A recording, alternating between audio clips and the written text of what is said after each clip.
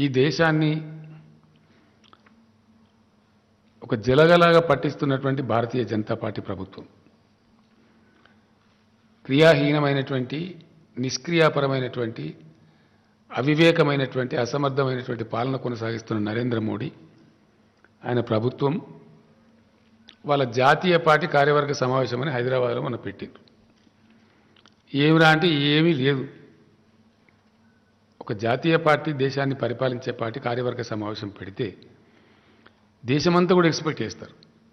హైదరాబాద్లో మనం కాదు, మొత్తం ఎంటైర్ కంట్రీ ఎక్స్పెక్ట్ చేస్తుంది. గతంలో వీళ్ళు సాధించిన విజయాలేంటి, వాటిని ఏ కరువు పెట్టి చెప్తారు, ఫలితాలేంటి, దేశానికి కలిగిన ప్రయోజనాలేంటి, భవిష్యత్తులో విజన్ ఏంది, ఏం చేయబోతున్నారు అని జాతీయ కార్యవర్గ సమావేశాల ద్వారా ఒక సందేశం ఇస్తారు జాతికి. కానీ అటువంటిది ఏమీ లేదు, సున్నా, జస్ట్ నథింగ్. ఆ ప్రధానమంత్రి ఏం మాట్లాడిండో భగవంతునికి ఎరక, ఆయన ఆ కథ. ఇక ఆయనకు ముందు మాట్లాడిన మంత్రులు కొంతమంది కేవలం కేసీఆర్ని తిట్టి నోటి దూల తీసుకొని పోయింది తప్ప ఏ విషయంలో కూడా ఏం కూడా చెప్పినట్టు లేదు. నిష్క్రియాపరమైనటువంటి దీని తర్వాత నన్ను ఏమైనా చెప్తారేమో అని ఇప్పుడు 4-5 రోజులు ఆయన వెయిట్ చేసి చూడబట్టి ఏమీ లేదు. అనుకోకుండా గమ్మత్తుగా ఈ రాష్ట్రపతి ఎన్నికలకు సంబంధించి యశ్వంత్ సిన్హా గారు వచ్చారు, మేము బలపరిచే అభ్యర్థి. ఆ సందర్భంలో మేము ఒక సమావేశం పెట్టుకున్నాం, అనవాయితీగా పెట్టుకున్నాం కాబట్టి పెట్టుకున్నాం. ఆ కోయిన్సిడెన్స్ అనుకోకుండా కోయిన్సైడ్ అయింది, రెండు వాళ్ళ జాతీయ కార్యవర్గ సమావేశం, ఇటు మా సమావేశం. కోయిన్సిడెన్స్ ఉండే కాబట్టి ప్రధానమంత్రి గారు నేను కొన్ని ప్రశ్నలు అడిగిన, చాలా స్పష్టంగా నిర్మోహమాటంగా నిక్కచ్చిగా అడిగినాను. వీటికి మీరు సమాధానం చెప్పాలని అడిగిన.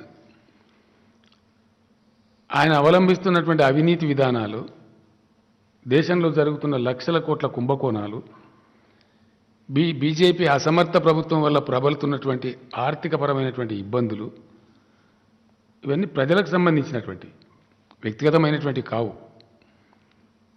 అడిగినాం, ఏ ఒక్కదానికి కూడా ఆయన సమాధానం చెప్పలే.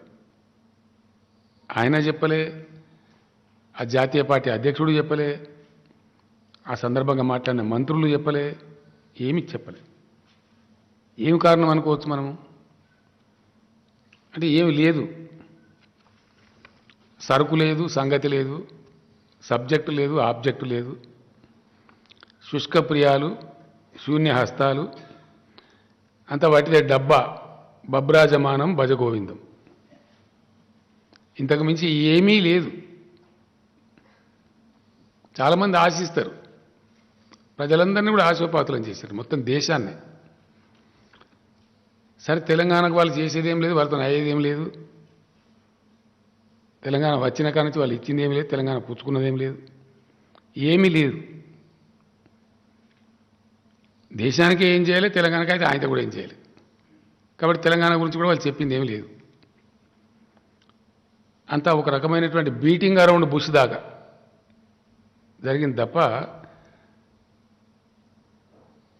దేశ ప్రజల పక్షాన మేము లేవనెత్తిన సమస్యల మీద కానీ, అడిగిన ప్రశ్నలకు కానీ సమాధానం చెప్పలేము, మేము అశక్తులము అని వాళ్ళ డోలతనాన్ని రుజువు చేసుకొని పోయింది. ఇక్కడ అంటే దేశ ప్రగతికి సంబంధించినటువంటి గంభీరమైనటువంటి ఒక దృక్పథం కానీ, ఒక అవగాహన కానీ, ఒక వ్యూహం కానీ, ఒక దార్శనికత కానీ బీజేపీ పార్టీ దగ్గర లేవు అని వాళ్ళు రుజువు చేసుకున్నారు. అంతకుమించి ఏం లేదు.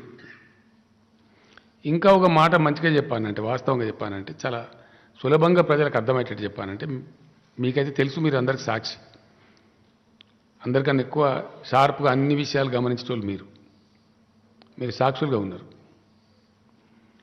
నేను అడిగిన యశ్వంత్ సిన్హా గారికి సంబంధించిన సభలో నేను క్లియర్గా అడిగిన, మీరు గుజరాత్ ముఖ్యమంత్రిగా ఉన్నప్పుడు గొంతు చించుకొని గొంతు పగిలిపోయేటట్టు ఏ దేశంలో పతనం కానీ రూపాయి విలువ అతి భయంకరంగా భారత రూపాయి పతనమవుతున్నది ఏం కారణము? నేను అడుగుతున్న ఈ దేశంలో ముఖ్యమంత్రిగా నేను తెలుసుకోవాలనుకుంటున్నా, అని చాలా గంభీరంగా మోడీ గారు అన్నారు. ఆయన అన్న సంగతి ఇప్పుడు నా దగ్గర వీడియో కూడా మీకు చూపిస్తా.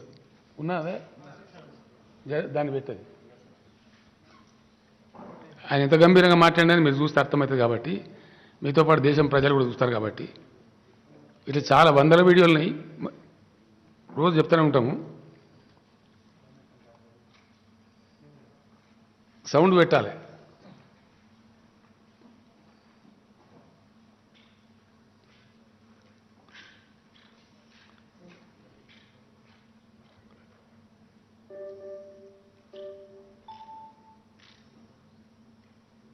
గింతాల్చం అవుతుందా?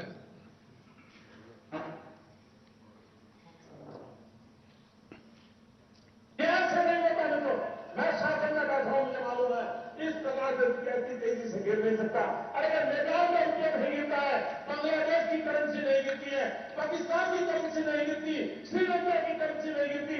क्या कारण है हिंदुस्तान का रुपया पतला होता जा रहा है? ये जवाब देना पड़ेगा आपको। देश आपसे जवाब मांग रहा है। बस यही हम लोग मांग रहे थे, हम भी वही मांग रहे थे। आपको जवाब देना पड़ेगा। क्यों नहीं दिए नरेंद्र मोदी जी? क्या बात है?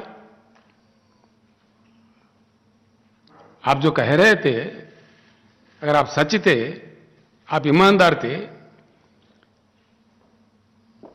worst ever rupee value has gone to such a low, never before in the history. किसी भी प्रधानमंत्री के समय में नहीं गिरा इतना जितना मोदी जी के समय में गिरा। क्या कारण है? किसी भी समय it is close to 80 rupees now. यही कारण हम पूछ रहे थे। क्यों इसका उत्तर नहीं दिए? देना चाहिए ना। जब आप पूछ सकते तो दूसरे भी पूछेंगे ना, क्यों नहीं पूछेंगे? ये लोकतंत्र है या षड्यंत्र है? क्या चला रहा है देश में?